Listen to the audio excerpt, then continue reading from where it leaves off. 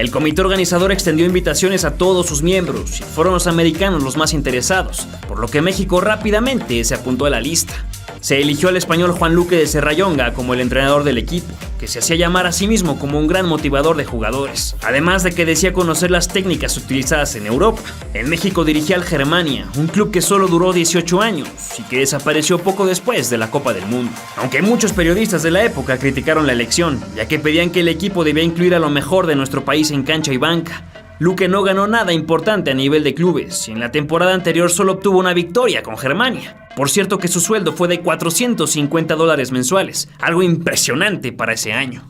La federación anunció que el 25 de mayo se realizaría un partido amistoso en el Parque España, en un combinado de puros jugadores de la Liga Capitalina, ignorando por completo la de Jalisco y Veracruz, lo que causó otra importante molestia.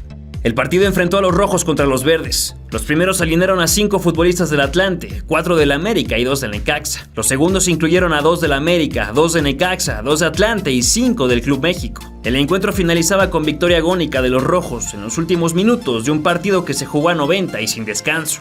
Fueron 2 directivos los encargados de elegir a los futbolistas que nos representarían, ya que en esos tiempos el técnico no contaba con dicha prestación. Jesús Salgado, presidente del Atlante, y Luis Andrade Pradillo del América. Los porteros fueron Isidoro Sota y el mismo Óscar Bonfiglio. En la defensa se contaba con Manuel el Chaquetas Rosas y los hermanos Garza Gutiérrez, Francisco y Rafael el Récord.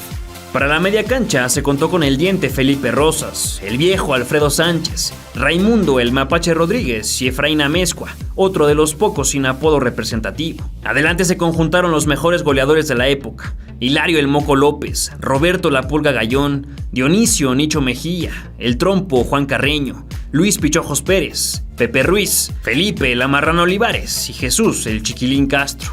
Por cierto que apenas en 2018 algunos periodistas costarricenses descubrieron que Gallón, hijo de un diplomático mexicano, nació y tuvo estancia durante su primer año de vida en San José, Costa Rica. Por lo que se trata del primer futbolista no nacido en México que jugó para nuestro país en una Copa del Mundo. Cabe mencionar que desde el primer mundial tuvimos representación de árbitros, con Gaspar Vallejo como el primer silbante nacional que acudió al torneo de 1930.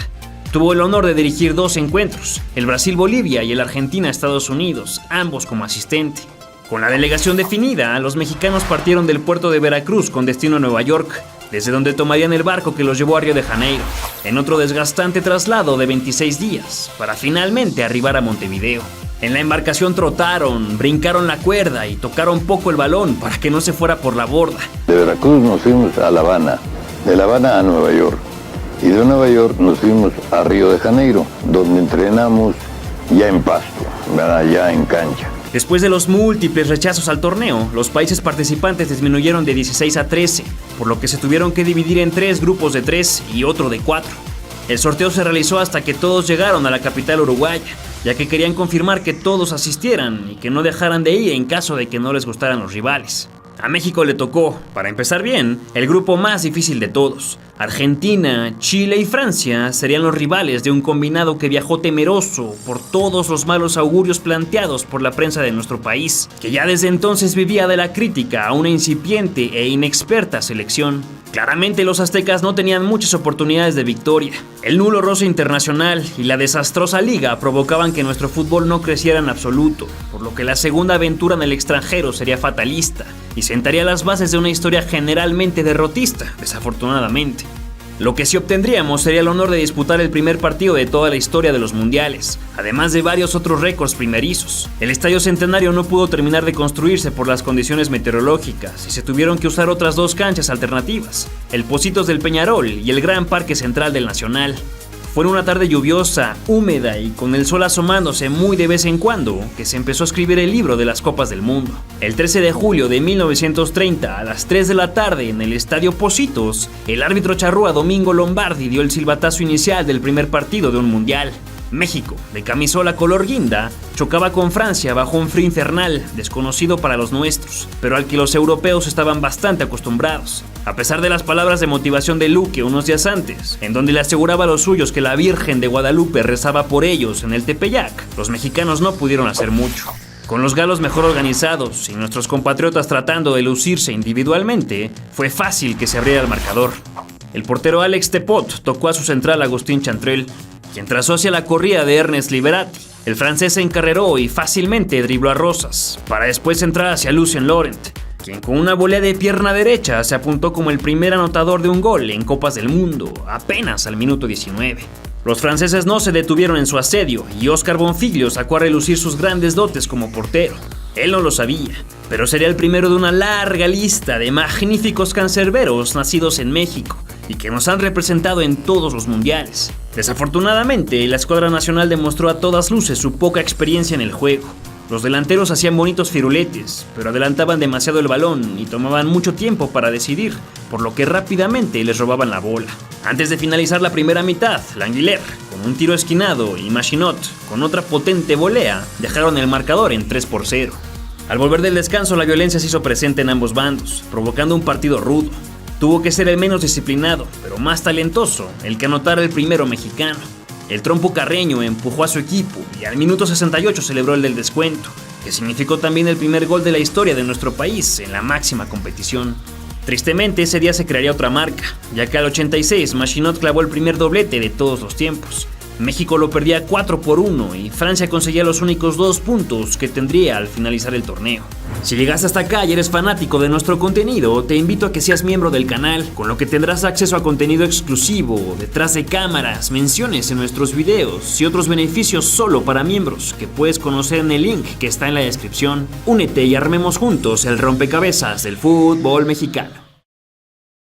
Extrañamente, y a pesar de su gran actuación, a Bonfiglio lo mandaban a la banca para el segundo partido de grupos, en donde se enfrentarían a Chile el 16 de julio de 1930.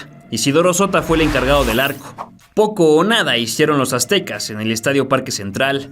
El primer tanto sudamericano llegó al 12, supuestamente precedido por una mano que los nuestros reclamaron no solo durante el partido, sino a su llegada a México y hasta el fin de sus días. Poco importó, ya que el mismo Carlos Vidal volvió a perforar las vallas de Sota apenas iniciando la segunda mitad. A pesar de que el Moco López y Carreño dieron todo de sí para descontar, los chilenos dieron la puntilla gracias al fatídico autogol del Chaqueta Rosas, que por supuesto fue el primero de la historia. 3-0 perdía México, pero la delegación tenía la ocurrencia de decir que como el primer gol no debió contar y el tercero lo anotó un mexicano, el marcador debió ser 1-1. En una primera muestra de la nula autocrítica que la selección tuvo en sus años iniciales, además claro de la idiosincrasia tan arraigada en nuestro ser. Ya está disponible el número 7 de la revista Balompié, con Alexis Vega en la portada abrazándose con sus demonios en el infierno. Por dentro encontrarás un dossier con más de 20 páginas explicando cómo fue que el Toluca logró romper su sequía de 15 años sin título, y no solo eso, sino que ganó un bicampeonato. En contraportada encontrarás al demonio vestido color azul, pues también hablamos del Cruz Azul de la Copa Libertadores 2001. Entrevistamos a 13 de sus protagonistas que nos contaron a viva voz cómo fue que se convirtieron en un equipo de leyenda, imperdible. Pide ya tu ejemplar en balompié.mx. Recuerda que puedes comprarlo individual o en suscripción anual. Todos aquellos que estén suscritos a la revista Balompié recibirán gratis la guía 2026. No se la pierdan, va a estar increíble. Con la eliminación en el bolsillo y poquísimas esperanzas de lograr algo frente a la potente Argentina, Luque decidió hacer cambios en su alineación, incluyendo el retorno de Bonfiglio al marco. Por cierto que este juego se disputó por fin en el Estadio Centenario, inaugurado un día antes con el Uruguay contra Perú. 17 minutos le bastaron a Sumelzú y Stabile en 2 ocasiones para colocar un contundente 3-0 en los cartones. Sin embargo, esta vez los mexicanos no se iban sin pelear. Primero aprovecharon el penal fallado por Paternoster y Manuel Rosas sí que tomó su oportunidad desde los 11 pasos para celebrar el primer gol que llegó por esa vía en los mundiales. En el complemento la lluvia de anotaciones no cesó. Sumelzú y Barallo incrementaron la ventaja albiceleste hasta el 5-1, aunque nuevamente el Chaquetas cobró un penalti. Lo falló, pero en el rebote estuvo atento y logró empujar el 5-2. La Pulga Gallón consiguió entonces el tercer gol mexicano al 75 y se soñó con igualar el marcador, pero en el empuje ofensivo se descuidó la saga y Stabile colocó el sexto del 6-3 final. La Argentina no detuvo su buen paso y venció a Chile para avanzar a las semifinales del torneo, en donde aniquiló a Estados Unidos con un descorazonador 6-1. Del otro lado arribaba el anfitrión, que solo tuvo que jugar en su grupo contra Perú y Rumania, ganando ambos partidos. En las semis también hizo pedazos a Yugoslavia, por el mismo marcador de sus vecinos, 6-1. La final del Campeonato del Mundo es la única que cuenta con material videográfico, afortunada o desafortunadamente. Los argentinos le batallaron durante 37 minutos al bicampeón olímpico, pero la supremacía charrúa era evidente y con 3 goles en la segunda mitad vencieron 4-2. Uruguay se convirtió así en el primer país campeón del mundo, levantando el trofeo Victoria, ese que años después sería llamado igual que el hombre al que le debemos tanto, Jules Rimet. Mientras todo esto sucedía, la selección de Luque regresaba a casa con 10 kilos más encima y sin tantas preocupaciones, al no ser el fútbol un tema de importancia nacional como hoy en día. El Universal publicaba varias columnas con las declaraciones conformistas y llenas de excusas de los mexicanos. Incluían también un duro editorial que cito a continuación. El fracaso se debió a la total falta de preparación, a que se creyó que los triunfos se improvisan, a que se confió no en el mérito de nuestros jugadores, sino en que la casualidad podría muy bien hacer que los contrarios fueran peor o se descuidaran. El mismo editorialista sentenciaba rumbo al futuro. En Holanda quedamos mal, en Montevideo quedamos peor. Todavía es tiempo de que aprovechemos las duras lecciones que dan las derrotas. Ahora es cuando debemos convencernos de que en el fútbol no se triunfa de chiripa, sino mediante los esfuerzos coordinados de equiperos que, como principal cualidad, deben tener la de saber jugar fútbol. Lastimosamente tuvieron que pasar décadas para que los directivos del fútbol nuestro profesionalizaran a la selección y le dieran la justa importancia a los torneos internacionales. México tendría ahora la tarea de clasificarse al Mundial de Italia 1934, el primero donde las eliminatorias serían obligatorias y no se podría acceder solo con una bonita invitación. Pero esa es otra historia de leyendas del fútbol mexicano. ¿Qué te pareció la primer Copa del Mundo que disputó México?